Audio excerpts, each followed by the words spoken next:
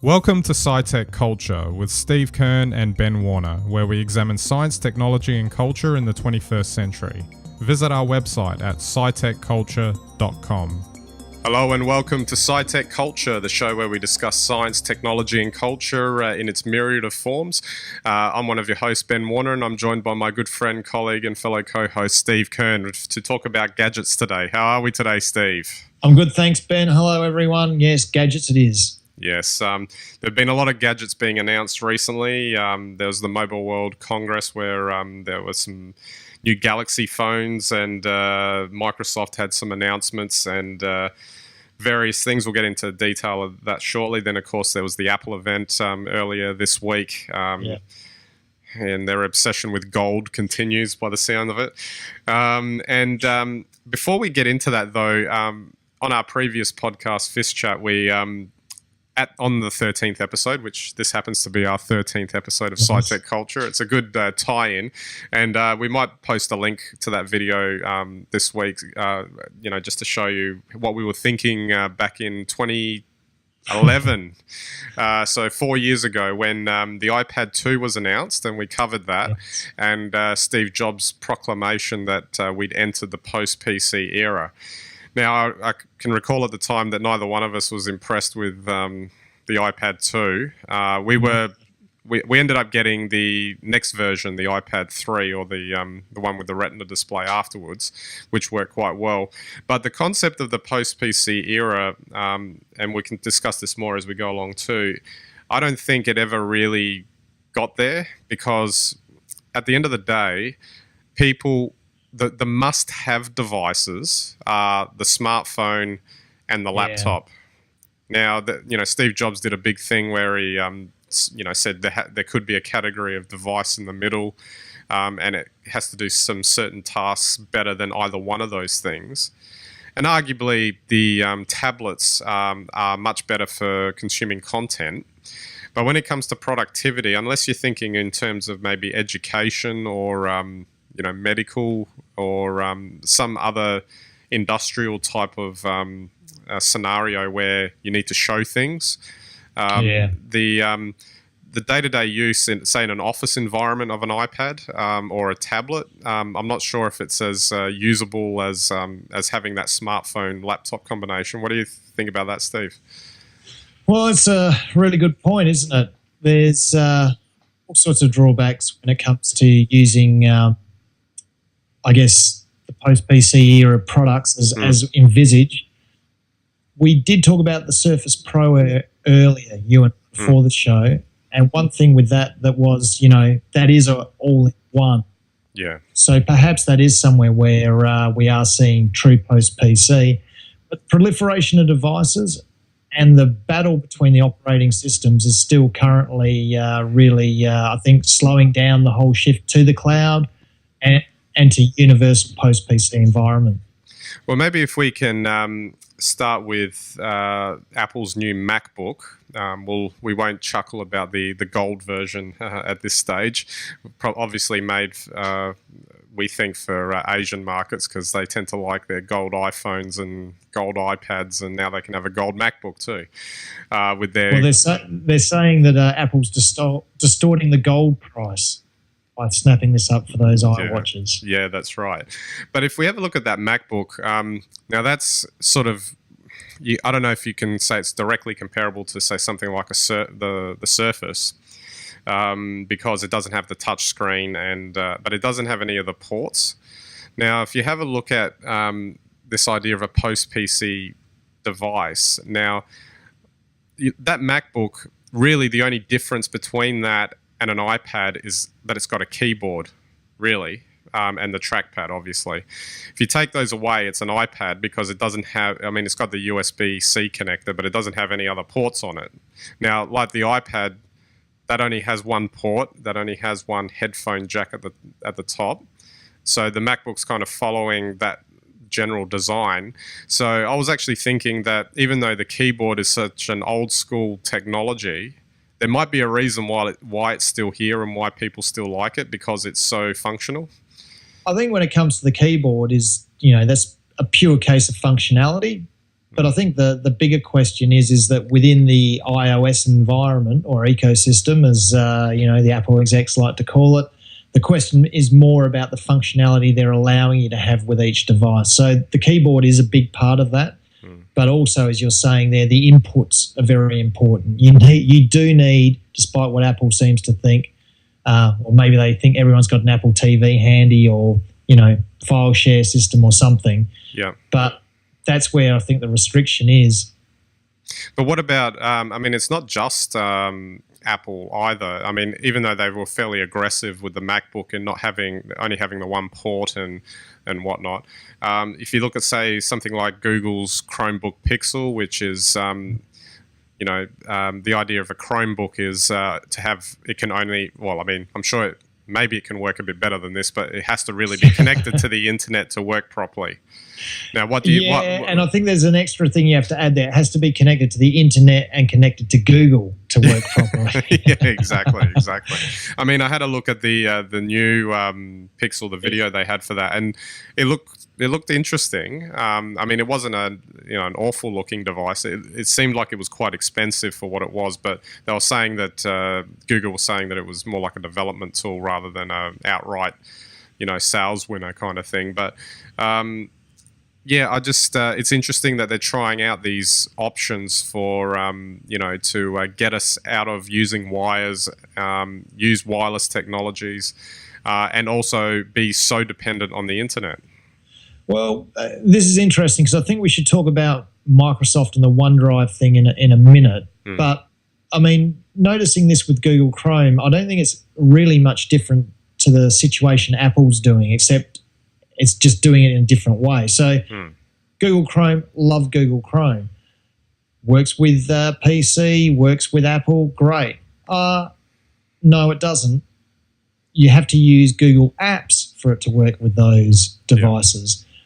And that is a big restriction in itself because it forces you to use Google Apps. Now, I'm not saying that's wrong or really a bad decision or whatever, but it limits your capacity. If Google really wanted to be universal, then you should be able to use Chrome through any app. Yeah, that's right. And that's just interesting that you mentioned that because Microsoft seems to be doing that, but I'm just wondering if they're doing that out of a sense of trying to regain traction in the market. So, for instance, they're making all versions of Office the same across all devices, and they don't have an issue with, they've had this thing in the past where the versions that weren't on Windows seem to be a little bit more crippled than the Windows versions, but it seems like now they're just across the board doing them with the same functionality. And OneDrive is probably the killer feature that they've got where you can just use any device and they've got apps for it. You can have access to all your files at any time, download them, use them, etc., etc. And it's really quite an open way of doing things as far as they're concerned. But the key there is the functionality. So obviously because of Microsoft's history and the fact that they, have Office and a whole range of products that are generally universal across ecosystems, they have functionality. Whereas Google won't have functionality outside of the Google ecosystem and Apple doesn't outside the Apple ecosystem. So I guess based on their products, Microsoft is going the other way around, trying to create that ecosystem around their products, which is why OneDrive works so well. So I think there's a lot in this. Isn't a very easy, situation to understand because the evolution is completely different in each case, between Apple, which is hardware, Google, which is an internet software service, and Microsoft, which is a software service. So as we said, I think back in 2011, there's a big battle brewing between these three and their different approaches, and it'd be interesting to see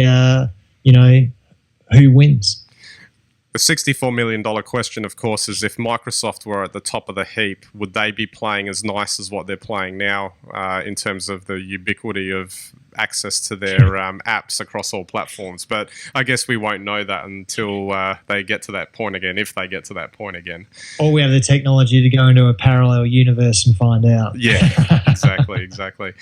Also, just wanted to mention the Samsung Galaxy phones that were released. The S6 looked a lot better than the S5, but there were the typical reviews that were saying that there was some parts of the device that they claim borrowed from the iPhone 6, and there's some similarities there. But I mean, are we really past this point now? Does it really matter anymore if one looks like the other? I mean, at the end of the day, it's just a rectangle with a big screen on it, and maybe it has a button down the bottom, and that's it. I was going to say televisions have looked pretty much the same for the last 50 years, and I don't remember anyone having court appearances because people invented a square box with a screen in it. Exactly. But one remote controls look the same as well, Ben. Yeah, aimed it right now. One thing though that was interesting was the Edge phones. Now, I don't know if you've had a chance to have a look at these in stores, but the rounded edge on the Galaxy Edge phones is interesting. I'm not sure I've had a bit of a play with it, but in the store. But I'm just curious what the use case is and where. I mean, I'm sure that they've done some thinking around it in terms of what this could, in how this could enhance the experience. It's a step closer to the idea of an edge-to-edge screen. But we'd have to see how people use them and what use case there is for it. It seemed like like a notification bar on steroids. I'm sure it can do other things, but it allows you to get access to apps in a lot faster ways. But it's an interesting design. At least they've done something quite different there. And I think these are the things that now we want to see, is those sort of evolutionary step designs that aren't just rehashing things or putting in features that really are just gimmicks. I mean, And the good thing too is that Samsung, which I don't think Apple can do this because they've sort of painted themselves into a hole as far as this is concerned, that Samsung could release like a variation of their flagship phone, which this Edge phone is, I guess, a way of variation. And it's no problem. Like if it doesn't sell, it doesn't sell. They've still got the other ones still going. Whereas Apple won't ever do that because they're under pressure every single time that each product that they make, and we'll get onto the Apple Watch in a minute, that it has to be a blockbuster product. Each and every product has to be that, and I think that's partly their own fault that they set that expectation, that they don't have the ability really, unless they change the conversation somehow, to just put something out there and see what happens. Yeah, exactly. And I think that's comes with the pressure of being the largest market cap company in the world. Yeah, maybe maybe it's that transition from being a small company to a big one that maybe they're still trying to work through that, because they really should give themselves a bit more flexibility. I'm sure they can still maintain their sort of prestige in the market without denigrating it if they did this sort of thing. Well, you wonder. I mean, you see it at Google as well, where they've come under a lot of fire just for spending money on space exploration and driverless cars. And I mean, I find it very hard to believe that anyone could criticise a company that's in the top of its game spending its real money in R&D in ways that will obviously stitch up a complete market for them in the future. And I think Apple could do more of that. However, maybe they're still a bit sensitive internally at Apple to the bad old days where they had too many products, in the 90s, pre the return of Steve Jobs. Yeah. And so now they're very rigidly, we only do these products, bang, bang, bang. Oh, and it's obvious that they obviously do experiment with products in the lab, so to speak. It's just that they keep it all so tightly under wraps that no one knows what's happening. But that's just a difference in opinion on how to approach that sort of thing. But I guess just finally, we'll look at the Apple Watch now, and obviously there's been plenty of watches around. This one, nothing about it made me want to go buy it. Least of all that ridiculous 10 grand gold watch edition version. I wasn't explaining. I was having this discussion with someone earlier in the week that, unlike a real watch, where if you spent 40 grand on it, the difference in quality in the casing, the internal mechanism, everything is obviously vastly different than a $100 watch. In this instance, the only real difference is the casing, because the watch mechanism, well, it's not really a mechanism, it's a computer, a small computer, is exactly the same from the cheap model to the most expensive one. And on top of that, it's going to go out of date in 2 years. So, where's the heirloom factor if you buy an expensive one? I wondered about that. So someone at Apple's obviously twigged and decided to jam 24 karat gold into it. Maybe you melt down your watch after 2 years and get 80% of the value back. No, I'm not sure. It's been suggested on the internet so far that that's what they would do. But I'm thinking that, I'll actually, one last thing too would be the change in pricing in Australia, which was a bit of a shock after the event finished earlier in the week. But for me, I don't see why you would get anything other than the cheap one. If you want the nice band, maybe you can spend the extra couple of $100 that it is or whatever. But for me, I'd probably use it a lot more for the health and fitness aspect, and you'd want something that sport version, which is the cheapest one, seems more designed to be a bit more robust in that respect. So you might as well just buy that one. I wouldn't even buy the cheap one. Yeah. I'm really surprised. Apple have probably been working on this for 5 or 6 years, but I think they've missed the boat on this, and they would have been better making something like a Fitbit. Yeah, exactly. that works, no face on it, but works directly with your Apple device, tied to an iPhone, and probably if they did that, it would work better than any other of these personal devices. But I guess they're trying to make it do more things than what, say, a Fitbit does, because it's not just health and fitness. Ben, we've been through this 100 times, I'm sure. It's a great idea, but it's not an idea anyone wants. It's not an idea anyone needs. And I don't think it's an idea that anyone's going to buy. So I think, I'm not sure there's going to be an iWatch 2. Oh, that's a big call there. Big call. We'll come back in 2 years to see if that's the case. I don't know. I think they'll find a way to make it sell, and there'll be enough people that'll go out and buy it. But yeah, I'm of the same thinking. Like, what's the purpose of this device? What is it adding to your daily way of doing things? That's it. I'm going to qualify my prediction though with, there may not be an iWatch 2, but I reckon we're heading towards an iBracelet. Okay. Well, then they can morph, can't they? Or an iWristband or something wearable, but forget the watch. Yeah, exactly.